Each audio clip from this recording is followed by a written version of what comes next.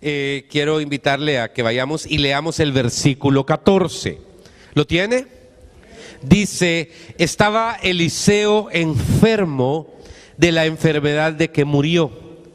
Padre, háblanos en esta hora, enséñanos qué tienes para nosotros, en el nombre del Padre, del Hijo y del Espíritu Santo de Dios. Amén. Varios puntos que debemos entender. Fíjese que Eliseo viene a ser esa figura del profeta de Israel, que viene con toda la enseñanza de su mentor Elías, pero que había llegado a un grado más en el sentido de su responsabilidad como profeta reconocido por la autoridad. El primero no era era un profeta que era un debate, pues, porque si uno está cerca de los políticos puede caer mal a otras personas, y si uno está lejos le demandan porque está muy lejos, entonces al final no se queda bien con nadie. Pero hay momentos y circunstancias donde el llamado de Dios, el profeta, tenía que acercarse y tenía el derecho de establecerse como una autoridad que todo el sistema de Israel tenía que respetar. Entramos a otro debate en la introducción del mensaje. ¿La autoridad espiritual se gana o simplemente uno la tiene? No logro entender, porque hay gente que dice: no, es que las cosas se ganan. Pero me da la impresión que hay veces no es necesario ganárselas. Es como que ya están, como que alguien las tiene y punto. Bueno, el profeta Eliseo estaba enfermo. Claro, todo este año he estado predicando expositivamente. ¿Qué quiere decir esto? Agarramos un versículo y lo aplicamos a la vida diaria, le sacamos algunas cosas, vemos alguna parte histórica, cultural, de ese versículo, y no hemos hecho lo que en otros años, que es como que dice tocar un tema y nos vamos a 40 versículos de toda la Biblia, sino que hemos agarrado versículos y ahí nos hemos quedado. Pero quiero que vea varias cosas. Primero, hermano, la gente espera de una autoridad espiritual casi la unción total, el poder total, y nunca se enferma, nunca tiene problemas emocionales, nunca tiene problemas financieros, nunca tiene problemas de índole, de ningún índole. ¿Por qué? Porque es un hombre de Dios. Y si es un hombre de Dios, tiene que estar entonces súper filudo en todo. Porque si no, me daría la impresión que está en pecado, o no tiene ciertas cosas alrededor de su vida correctas, y no está bien. Entonces, de este versículo quiero que solo guarde esa parte. Un profeta con autoridad para sanar, un profeta con autoridad para hacer que cosas sobrenaturales sucedan, un profeta con un carácter sobrenatural, enfermo. Y no solo eso, dice enfermo ¿de qué? De la enfermedad que iba a morir. No sé qué era, una enfermedad terminal probablemente, a saber, una infección, lo que fuera. Pero aquí usted puede verlo en dos vías. Número uno, hermano, aún los mancos saben disparar. Si usted tiene alguna su cosita ahí dura en su historial de vida, alguna manchita, o que alguien medio le tiene la cola pateada por algo, o que hay un sentido de culpa, usted tiene dos opciones: o sentir que no es digno, o sentir que Dios no está con usted, o sentir que, esa es la opción uno, o sentir que mejor se va a estar apartado un ratito porque siente que no está bien, y entiendo esa parte, pero no es para que se ponga de banca si usted está llamado a ser centro delantero. Guerreros espirituales, gente que tiene una autoridad de intercesión, hermano, que a uno le paran los pelos. Gente que reprende demonios, que ata, que tiene carácter espiritual. De repente, ¡pluc!, su desliz, su pleito en el matrimonio, se agarraron del cuello un día con el esposo, con la esposa. Entonces de repente sentís que toda autoridad espiritual se te es arrebatada y te sentís como papel higiénico, usado.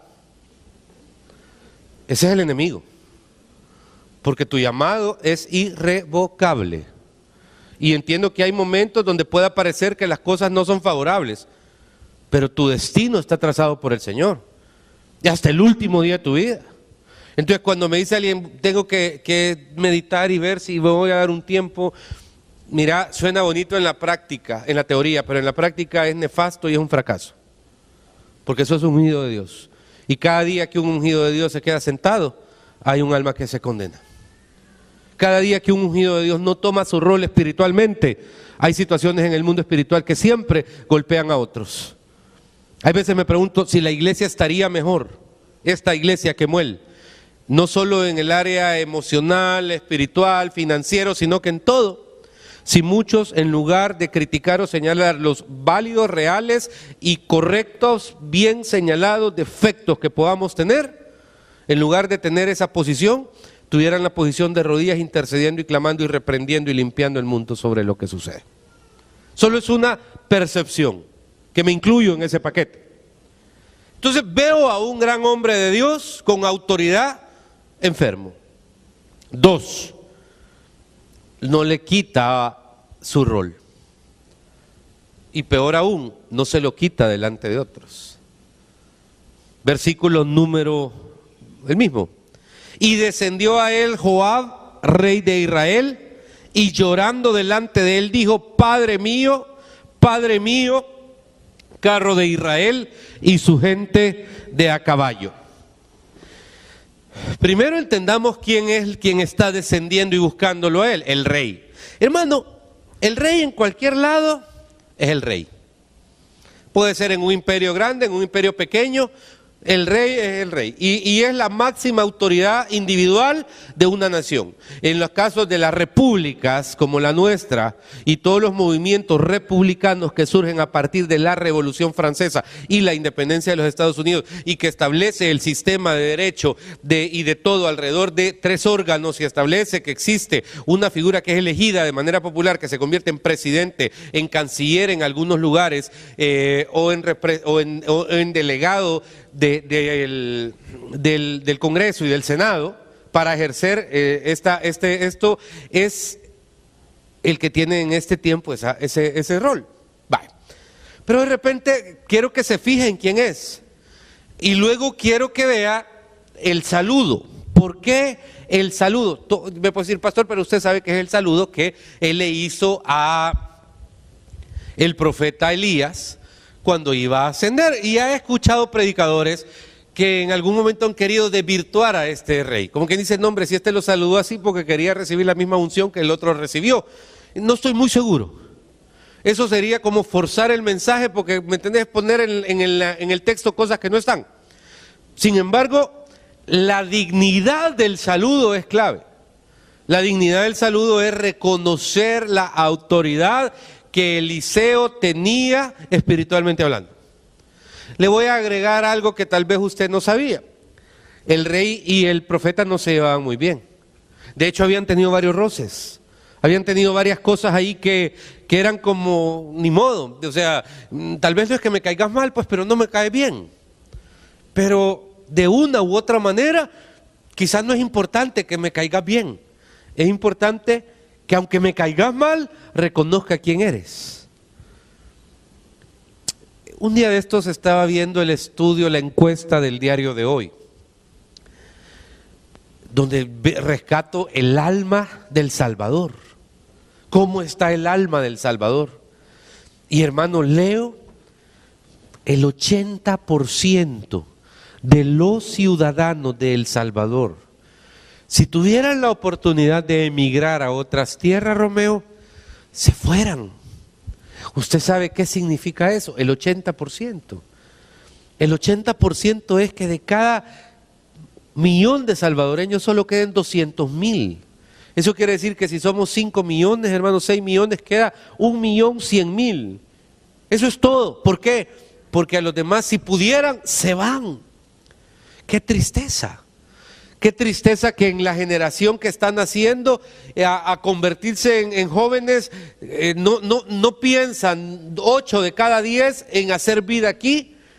Y claro, la gran pregunta es ¿por qué? Y nos podemos partir en una reflexión y es ¿qué hemos hecho mal? Porque no le podemos echar la culpa a los políticos, a los pastores, a los curas, a los empresarios, a los campesinos, a nadie. Sí, sí, lo más fácil es arremeter, arrebatar, y espiritualmente podemos ametrallar a alguien, podemos amanecer hablando de quién tiene la culpa, y usted agarra a las personas que tiene la par en su fila, quizás son de su misma familia, y se va a asustar, porque al agarrarlos a ellos, de repente va a percibir como que cada uno reconoce cuál es el problema, y al mismo tiempo da la solución. Entonces, solo aquí habrían unas 400, 500 soluciones en este momento. Y 400 o 500 problemas, pero al final es el alma de una nación que no tiene ganas de sentirse parte de esta nación, es el alma de una nación que se siente frustrada, cansada, cargada, y la verdad aquí no hay futuro, no hay esperanza. Entonces en este debate, preparando este mensaje, le decía, Dios, ¿por qué? Pues digo, nos hemos tragado píldoras, ¿verdad? Que este es el país más maravilloso y nos lo creemos, que este es un país especial porque aquí hay playa y de repente estás en montaña. Si eso es en todo el mundo, papá. O sea, en todo el mundo estás en la playa y avanzás unos cuantos kilómetros y tenés una montaña de 1500 metros sobre el nivel del mar y tenés frío. O sea, nos han dicho aspirinitas que nos hacen sentir como un perfecto país, pero eso pasa en cualquier lado. Pero, o sea, ¿qué somos realmente? ¿Qué? No los quiero desanimar más, obviamente, se convierte en el 90%. Pero, ¿qué somos? Y creo con mucho respeto que este versículo nos da una luz.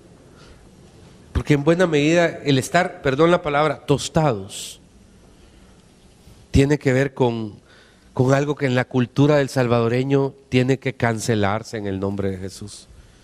Porque en este país da la impresión que del más espiritual al más acomplejado, todos somos machos sin dueño. Todos somos machos sin dueño. Y no tenemos la capacidad de reconocer ni autoridad en Dios, ni autoridad en una casa. Vemos al papá como que piñata, ni autoridad en una iglesia, un pastor más, ni autoridad en ningún lado. Hermanos, algo que tenía este rey, y quiero que lo medite, y puede tener 40,000 opciones más, pero no puedo dejar de decirle esta, es que a pesar de las circunstancias, a pesar que no se llevaban muy bien, a pesar que habían ciertos problemas, esa frase, carro de Israel y su gente de a caballo, reconoce la investidura y la autoridad del profeta Eliseo. Pregunta del $1,000,000, ¿a quién reconoce usted como autoridad? ¿Qué reconoce usted como autoridad? Sigo con la crisis sociológica de nuestro país. La mayoría de nuestros hogares no tuvimos padres o tuvimos padres ausentes, pero no podemos a nuestros tantos años estar llorando por lo que no tuvimos, ya estuvo. Y tuvimos a una mujer que fue mamá, doctora, psicóloga, analista, empresaria, banquera, no sé, curandera, lo que fuera. Porque maestra, socióloga, porque fue quien estuvo pendiente de nosotros en todo momento. Y creo que desde la perspectiva del hogar perdimos los roles. Los hombres nos sentimos cómodos con que la mujer ocupara nuestros roles, porque descansó la mujer decir, mira, hay que cambiar el foco y nunca lo cambié yo. Entonces la mujer se acostumbró a cambiar focos. Entonces la gente dijo, ah, qué linda mi mamá que cambia focos. Entonces esa óptica. Pero al que le tocaría técnicamente es al hombre. Al que le tocaría cambiar la llanta, o sea, mira, fíjate que creo que la llanta le hace falta aire. Ah, de veras, no, ok. A ver si mañana, a ver si mañana. No, o sea, la mujer espera que le agarre la llave, que se lo enciende, que le vaya a cambiar la llanta y que la lleve, mi amor, por cualquier cosa te la compré nueva, punto. Esos son los roles.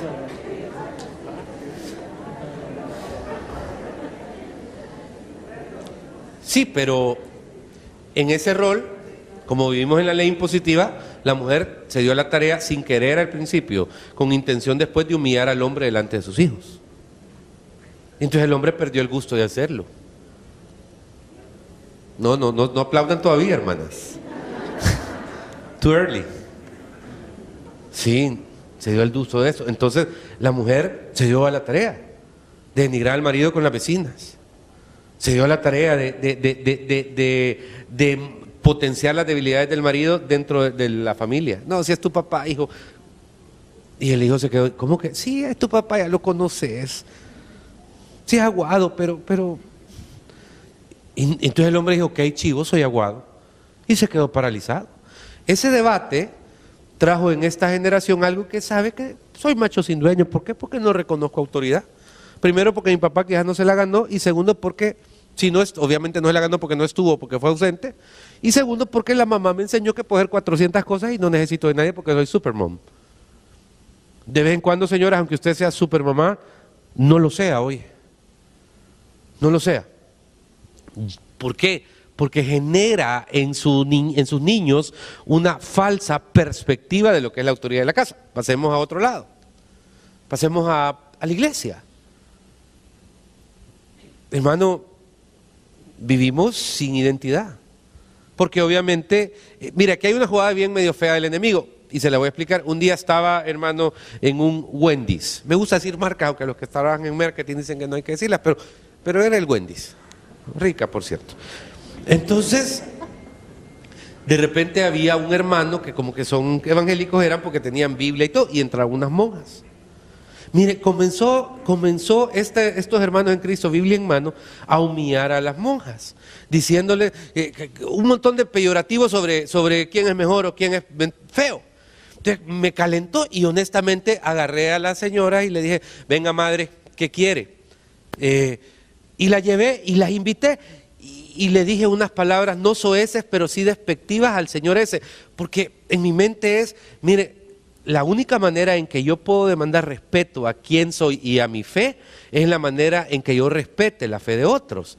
Aquí no se trata de a pura sangre, cuchillo o lija a ver quién es más o quién es mayoría o quién... No, yo no voy a cambiar. Hay cosas que estoy en la lógica, doctrinalmente no son reconciliables, estoy claro, pero respeto el punto de derecho de ser de cada quien. El evangélico tiene que aprender a respetar el derecho del ateo de ser ateo. Simplemente, ¿por qué? Porque no es a través de el torcerle el brazo a alguien, sino que es a través del testimonio y a través del amor de Cristo que una persona que no sea cristiana puede venir a los pies de Cristo. Pero no es a través del bibliazo, no es a través del insulto, no es a través del griterío en algunas iglesias, es a través del Espíritu Santo. Y el Espíritu Santo nos enseña cómo se mueve en un ambiente, a través de la autoridad espiritual, etcétera. Entonces, que al final, ¿qué sucede? Yo lo entiendo, entienda la jugada del enemigo. En la medida que son desvirtuados pastores, en la medida que son desvirtuados sacerdotes, en la medida que son desvirtuadas autoridades espirituales, ¿sabe qué es lo que se desvirtúa realmente? La intención de fe de una sociedad, porque ya no creen nada. De repente se te quitan las fuerzas. Entonces, no, yo para ser como el pastor Asbun, ¿para qué? No, yo para ser como este peor, no, si yo y comenzamos. Entonces, en el fondo, ¿qué pasa? La sociedad va bajando, va mermando su intención de fe porque deja de creer, porque le parece que todo es una falsedad, todo es una hipocresía, no tiene sentido. ¿Y quién gana? El enemigo. ¿Por qué? Porque barrió totalmente la fe de la sociedad. Entonces, anímicamente, hermano, nos destruimos a nosotros mismos y nos tiran las chinitas para que nos deslicemos en ellas. Ese hombre tenía identificado que aunque no se llevara bien, y se lo digo por cuarta vez, Eliseo es una autoridad. Padre mío, carro de Israel y su gente de a caballo. Era un saludo en el cual estaba reconociendo el rol de la investidura espiritual del otro. Hermano, siguiente versículo, avancemos. Dice, y le dijo Eliseo. Fíjate qué curioso, ya había una historia, le voy a contar, no me voy a quitar el versículo. ¿Qué pasaba con este rey? Tenía una gran crisis. Siria, de alguna u otra manera, Flor, le dejo una tarea. Búsqueme en la historia religiosa, bíblica y política cuántas veces el Estado de Israel, Judá o Israel ha entrado en guerra con Siria. Se la dejo, después le voy a explicar por qué, ahí me la manda después. Pero de repente Israel, siendo un reino en ese momento, en un estado, entró en guerra con los sirios. Y los sirios se vuelve un debate porque eran 1000-1, pues. Israel era un estado medio débil, que tenía un rey que ya no sabía qué hacer. Se le habían agotado todas las estrategias. Entonces, el recurso de ir donde la autoridad espiritual es a pedirle ayuda, a preguntarle qué hacer. Hermano, la investidura política de gente o de dinero o de fama o de fortuna es algo que usted sabe que la tiene cuando la tiene. Usted sabe que probablemente tenga, o sea, no sé, alguien lo sabe. Me contó alguien de que una vez esta cantante Katy Perry es de papás cristianos que han sido misioneros en El Salvador, que en una ocasión lo vino a visitar. Ahí me contó alguien del hotel hoy precisamente, y que se sentó la cantante en la iglesia que está aquí en el hotel y nadie la vio. O sea, hace unos días vino. Y ahí estaban los papás y que tenían en Morazán una cosa, se reunieron y ahora están en Colombia, Venezuela, no sé dónde, pero tienen una misión. Entonces la hija vino a ver a los papás y como los papás son cristianos y le dijeron, mira, hay una iglesia, se sentaron en una iglesia que está en el Hotel Hilton. No hay otra, ¿verdad? Entonces aquí estuvo sentada a la par suya Roar. Entonces, y no se dio cuenta. Pero claro, creo que no anda una camiseta que diga yo soy Katy Perry. Es más, quiere disimular su identidad siempre porque sabe lo nocivo que puede ser. Cada quien sabe qué es y cada quien sabe qué quiere aparentar. Y si usted es una persona que tiene fama, reconocimiento, recursos, etcétera, hermano, quizá pueda ser más difícil, pero tiene que tener mayor responsabilidad en buscar de Dios, porque hay muchas más cosas que dependen de usted que de otros. Un esposo tiene que aprender a buscar de Dios con mucha más responsabilidad, porque es el sacerdote del hogar. Un dueño de una empresa, un responsable. Y algo que se requiere y que rescato en este momento, en este rey, es la acción de humildad. Padre mío, carro de Israel y su gente de a caballo. No deje de pedir ayuda por su posición. Su posición será mantenida y sostenida en la vida en la medida que usted dependa de Dios. Porque usted es un hijo de Dios y tiene que aprender a jugar con las reglas de Dios. Vuelvo al texto. Como ya sabía cuál era el problema, viene Eliseo y le da una palabra y le dice, toma un arco y unas saetas. Quiero que vea el jueguito de palabra y obediencia, Ivo, porque la obediencia realmente no es obediencia cuando la hacemos a medias. La obediencia es la obediencia. La obediencia no es meterle mezcla o interpretaciones personales.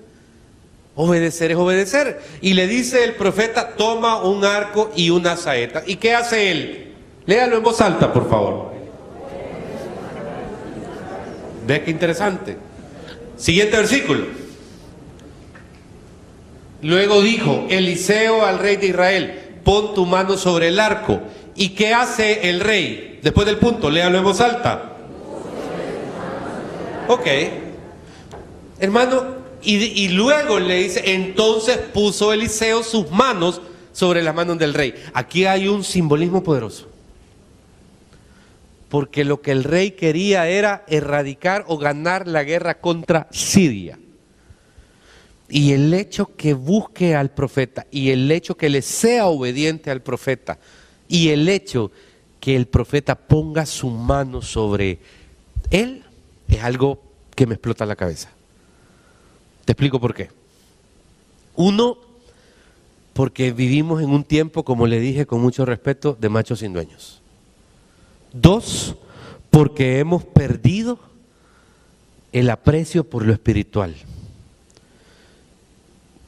¿Hace cuánto usted no busca a su papá, con todos los defectos que su padre pueda tener, para que bendiga un proyecto suyo? No tenemos identidad de qué es la paternidad, porque nunca estuvo probablemente. ¿Sabe qué es que venga el profeta, en este caso el papá, alguien y te diga, voy a bendecir tu proyecto, voy a bendecir tu negocio, voy a bendecir tus sueños, voy a bendecir esto? Ahora, analicemos, ¿lo hacemos socialmente o lo hacemos porque lo creemos? Porque a la primera cosa que te vienen a decir de tu pastor, comenzás a hablar de él, invalidaste cualquier actitud de la autoridad de tu pastor. A la primera cosa, que defecto que le veas a tu papá, no, si ya ves mi papá no cambia, ya viene el tufo aguar otra vez. Pero espérate, vos para tu papá no debes de ser ningún catador moral. Tu papá es tu papá.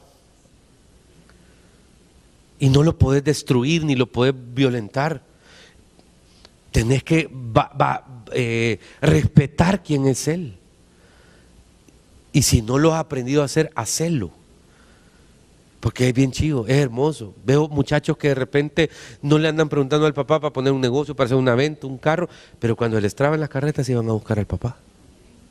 Mire papá, sí, fíjese que quería preguntarle, vea, si, ¿de qué hijo? Fíjese que el negocio no nos ha ido bien y quería ver, claro, y ahí va SOS 911 y te tapa el hoyo. Pero ¿qué pasa al día siguiente? ¿Sabes lo que es la bendición del que tu padre ponga tu mano? Y si tu papá ya no está, ni modo, te toca las mías, soñar y desear que estuviera.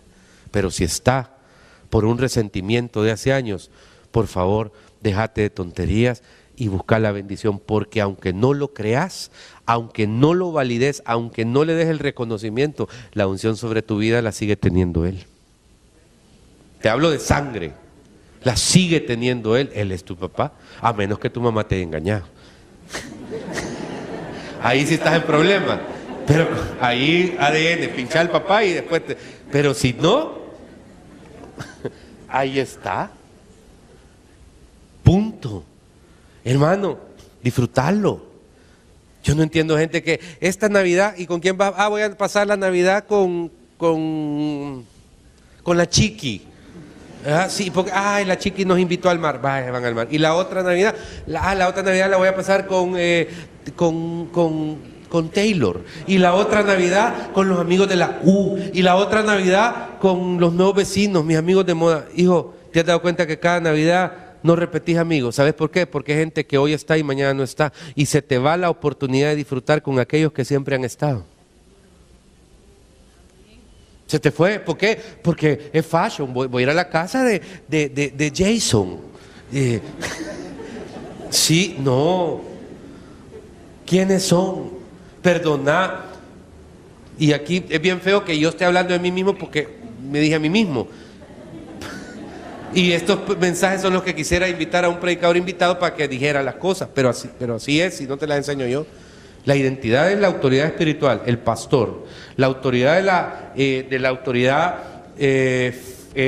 familiar, hermano, el padre, el abuelo, esas autoridades, o la madre o la abuela, esas autoridades no las puedes cambiar ni por tus amigos de moda. No, ¿cómo vas a desperdiciar una Navidad en familia, amén?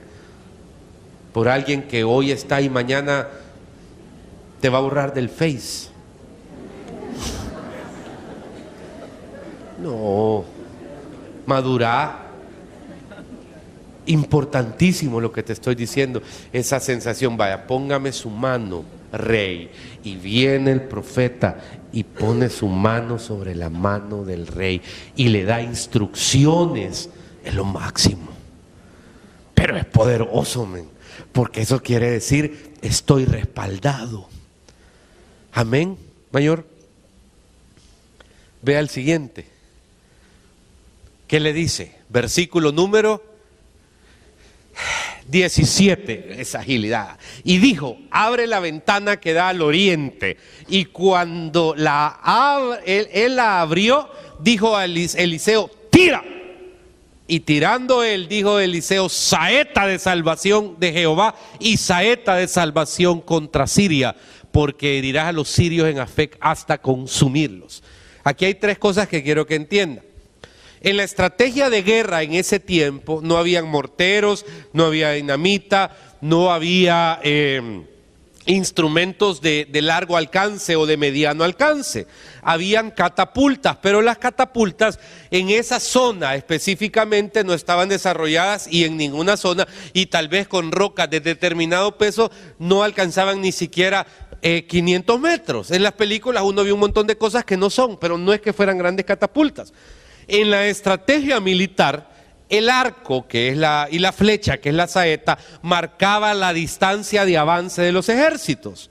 En la medida que, ¿usted se acuerda de aquella película 300? Sí, ¿se acuerda? Una película donde yo salí, que me pidieron por mi cuerpo que fuera doble, así, ¿verdad? De Leónidas. Entonces, en esa película, igualito, papá, perfil griego, literal. Entonces, en esa película, usted ve cómo se deja ir el montón de flechas y casi inunda el cielo de negro y comienzan a caer.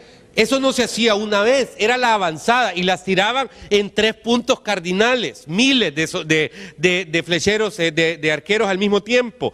En la medida que se iban abriendo flancos en el enemigo, por ahí iban avanzando. La distancia de las flechas permitía que toda la artillería y que toda la infantería avanzara para tomar control de zonas o territorios dentro de la batalla. La flecha es sumamente importante. En el mundo espiritual representa algo: la visión. Hermano, ¿hasta dónde llega su visión? ¿Hasta dónde llega ese disparo de una flecha que va a avanzar más allá de lo que usted puede tocar en ese momento? No importa, tira la flecha, suéltala y déjala ir. Eso le está diciendo ¿quién? El profeta. Perdone.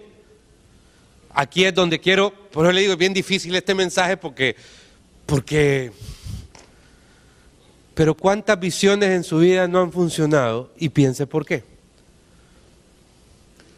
Creo que deben haber 1000 factores. No es que uno sea el Illuminati o uno sean los non plus ultra, o qué tanta dignidad o seriedad le has dado a la dignificación de la unción ministerial sobre tus sueños. Porque, hermano, quien le dice, quien lo bendice para que tire las flechas, es el profeta. Sí, la autoridad espiritual, que por cierto estaba enfermo, se iba a morir, te lo recuerdo. Estaba en un momento, o sea, imagínate, el otro le está pidiendo que le dé la estrategia de guerra para derrotar al ejército más grande del mundo en ese momento, y él no puede tomar 2 aspirinas para curarse de la enfermedad, o sea, con dolor.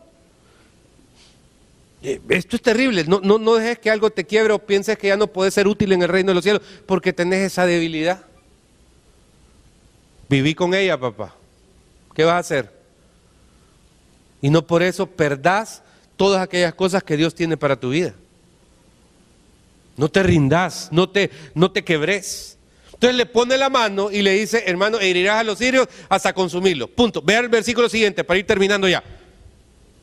Y volvió a decir: toma las saetas. Y luego que el rey de Israel las hubo tomado, le dijo: golpea la tierra. Y él golpeó 3 veces y se detuvo. Esta es la eterna y conflictiva situación que trato de entender.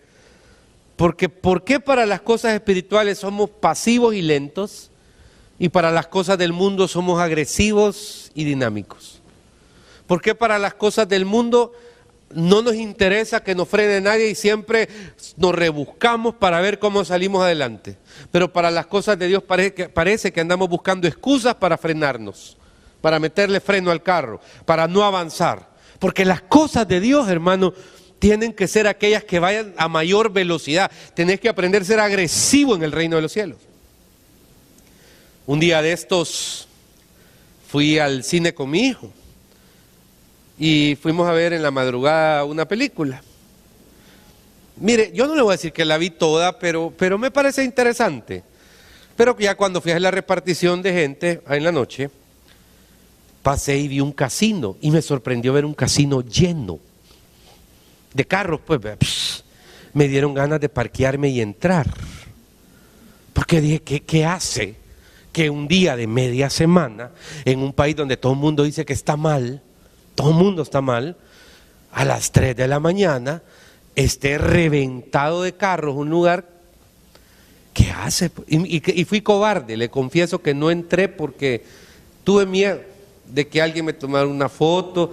Ya veo a pastor en el casino con los diezmos y ofrendas de la congregación. O sea, ya me imagino, aunque no es mala idea, hermana Lucia, ahí ponemos uno allá afuera, creo que daría más que los panes, vea, pro templo, y que le aparezca clic, clic. Pero tuve miedo, decidí no entrar. Eso de que me voy a contaminar, ¿cuál? Si donde yo entro yo y el que limpio, papá, no me contaminan, y así tiene que tener usted el carácter, porque usted es luz, no tiniebla. Pero eso tampoco es excusa para ir y ¿verdad? Estamos claros. Entonces, pero me sorprendió. Y dije, ¿qué hace? Imagínese, Lupi, 3 de la mañana, si no eran las 9 de la noche, lleno de carros.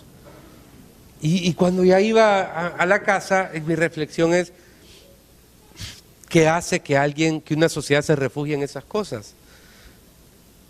Y te digo una sola cosa que vino a mi mente: frustración.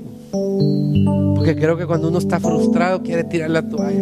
Cuando ya está frustrado del matrimonio, ya para qué. Cuando ya está frustrado del trabajo, de la iglesia, ¿para qué? Si por gusto. Y eso crea una amargura, Alberto, dura, fuerte, porque te sentís frustrado. Ya no me crees, ya venís aquí y como ir yo, porque dejaste de creerme hace mucho porque alguien te dijo que a ver que era yo. Ya fuiste a tal lugar y ya no crees. Ya fuiste a otro lugar y lo mismo. Y entonces, ¿qué hace uno? La frustración hace que uno en la casa como ir llover. Ya le he encontrado la técnica, ya les he contado, el programarte, cada 3 minutos, 30 segundos reaccionar con el cónyuge, ajá, 10 segundos después emitir otra señal, sí, y otros 15 segundos después, tener razón, y dentro de 10 segundos, ¿verdad que sí? Y luego repetir, ajá, pero vos estás en la tele, sí, tener razón, ¿verdad que sí? Sí, y así pues, entonces la otra persona siente que le está poniendo atención. Ajá. Sí. ¿Qué sigue? Tienes razón. Sí, porque es chivo, pero estás programado, pero en realidad, y te están poniendo atención. Sí, a ver, ¿de qué está hablando? Pero de que le va a vaciar la tarjeta de crédito, pero está, ajá. Sí, tienes razón. Te cansaste, ya no hay felicidad en tu rostro, y la dureza de tu rostro no creas que demuestra sino otra cosa, que estás así de irte al casino, estás así de apartarte de las cosas que te hicieron felices y que siguen ahí. No te diste cuenta que fue el enemigo el que te las quiso mover, al que le prestamos el oído, al que le prestamos el tiempo, al que le prestamos las cosas. Estás así. ¿Por qué? Porque la frustración hace que uno se detenga en las cosas de Dios. Hermano, cuando uno está motivado, no lo detiene nadie. Entonces, aquí viene el principio. Las cosas de Dios son de motivación o de convicción. De convicción. Y 3 veces, 1, 2, 3. ¿Cuál era su problema más grande? Los sirios. ¿Cuál es el tuyo? ¿Quiénes son tus sirios? ¿Quiénes son tus sirios? ¿Las cuentas por pagar? ¿Quiénes son tus sirios? ¿La rebeldía de un hijo? ¿Quiénes son tus sirios? ¿El mantener un hijo en el hogar? ¿Quiénes son tus sirios? Sí, porque alguno tenés, y sabes algo, aquí es donde el profeta te dice, golpea no 1, ni 2, ni 3. Vea el versículo siguiente. Entonces, esta palabra me encanta, porque ningún profeta, pastor o algo te puede obligar a nada. Yo te estoy dando la palabra. Allá vos y salir de aquí diciendo qué bonito estuvo el mensaje o qué mal estuvo el mensaje. Y lamento que seamos catadores de mensajes, porque el Espíritu cacha cualquier cosa y te retiene lo bueno y desecha lo malo. Entonces, esa palabra es fuerte. El profeta le ha dicho qué hacer y lo hizo. Golpeas papa. Entonces el varón de Dios, enojado contra él, Esta palabra es fuerte, porque esperaba más y si era el rey. Cuando nos conviene decimos que somos real sacerdocio, linaje escogido, nación santa, nos gusta eso. ¿Y quién es aquí el linaje escogido? Amén, real sacerdocio, yeah, amén. Pero cuando nos conviene nos hacemos los pordioseros. Cuando nos conviene nos queremos volver mendigos. No diga mendigos, se dice mendigos, por favor. Entonces, cuando nos conviene nos hacemos las víctimas. ¿Por qué, hermano? Porque es una gran tragedia. Pero si son real sacerdocio, si son linaje escogido, si son nación santa, show it, muéstrelo. A la hora que truene, papá, agarre el timón y no lo suelte. A la hora que haya que enfrentar las cosas, la noticia difícil, el problema, ahí confíe en Dios y no se mueva y permanezca y no se quiebre. Y si alguien a sus oídos le está susurrando debilidad, trauma, complejo, hermano, póngase un tapón y ahí sí siga mi consejo. Ajá, sí, cómo no, pero no, ¿y por qué va a escuchar a alguien? No puede darse lujo. Y último versículo, el mismo que estaba puesto, cierro, dice: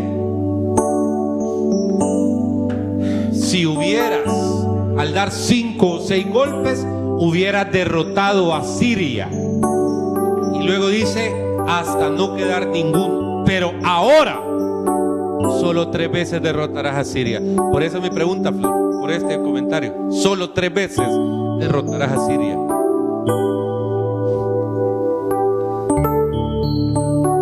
Quiero ver en la geopolítica cuántas veces Israel y Siria directamente han peleado. Y como están cerca y hay amenazas, quiero ver si han habido 1, 2 o 3. Ahí se la dejo porque la Biblia se cumple ayer, hoy y mañana. Ya me la cachó, ¿verdad? ¿Ah? Ok. No, es que no incluye las guerras de todo el mundo árabe. La guerra de los 6 días y todas esas son conglomerados, ¿no? Directamente. Ejército contra ejército. Por eso se la dejo. Pero bueno, sigan, ese es un rollo entre ella y yo ahorita, que ahí lo voy a contar la otra semana. Pero ya lo puse a pensar. La palabra se cumple. Ajá. Entonces, estimado, volvamos a la prédica. ¿Cuántas veces? 5 o 6 la hubiera derrotado para... ¿Cómo dice, perdón? Al dar 5 o 6 golpes hubiera derrotado a Siria hasta no quedar ninguno. Pero ahora solo 3 veces derrotarás a Siria. Hermano, olvidémonos del conflicto allá del otro lado. Mi problema, mi Siria tiene nombre y apellido. Hay 2 o 3 personas o situaciones en mi vida que, Dios mío, y le decía al Señor al predicar en el primer culto ese mensaje: quiero que este año 2016 para esta congregación sepan que proféticamente no tienen que dejar de golpear la tierra. Es la sensación de la promesa de seguir. La iglesia quemó el cumple 18 años en octubre del 2016. 18 años. Y yo digo, me siento emocionado de ver a muchos de ustedes que han vivido golpeando la tierra, que no han cedido, que han permanecido, que han creído. Y en el nombre de Jesús, que este mensaje les sirva. ¿Para qué? Para que en esta etapa de su vida, así como es agresivo en lo natural, sea agresivo en lo espiritual. Tenías un trabajo soñado y te lo quitaron y pensaste que el mundo se te iba a acabar, y te recuerdo algo: Jehová ha sido fiel, porque no dependías de ese trabajo, dependías de Él. Y eso te quería enseñar Él, que tu mundo no era la mega empresa. Tenías una persona que le idolatraba y de repente te cambió por saber qué chinchi telepate. Y te voy a decir algo, y se te cayó el mundo. No, te diste cuenta que Dios es tu hacedor, el que te sostiene, el proveedor, el que es, el que fue y el que seguirá siendo. Entonces, si ya te lo dijeron en 10,000 idiomas y te lo he repetido hasta el cansancio aquí, con mucho respeto,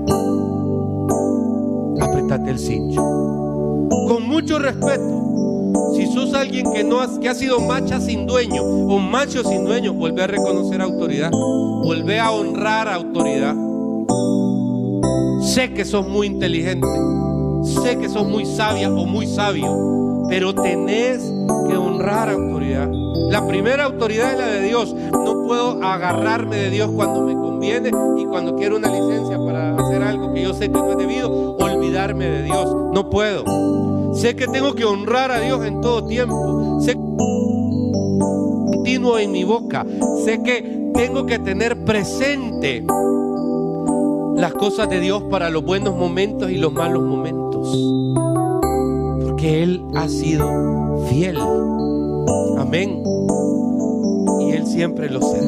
Cierre sus ojos. Vamos ahora. Padre, gracias en esta hora por esta.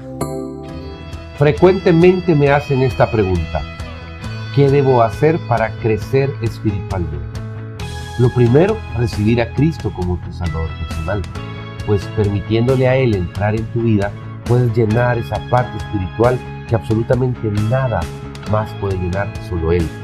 Recibir a Cristo es hacer una oración diciéndole al Señor: Señor Jesús, te entrego mi corazón y mi vida. Te pido vivir una vida conforme a tus planes y tus propósitos. Perdona mis pecados. Reconozco la cruz como el lugar donde alcanzo perdón de pecados, salvación y vida eterna. Entra en mi corazón. Para crecer espiritualmente, debes hacer básicamente 3 cosas. Leer tu palabra. La palabra de Dios te hablará día a día. La Biblia alrededor de cualquier elemento que estés atravesando. En segundo lugar, que puedas orar, platicar con el Señor de todo lo que te pasa y también congregar. Reunirte con otras personas como tú a escuchar la palabra de Dios y a aprender de Él. En Iglesia Quemuel te esperamos en el Hotel Hilton Princess de la Zona Rosa de San Salvador. Ven y acompáñanos todos los domingos y permite que podamos abrazarte y estrechar tu mano. Dios te bendiga.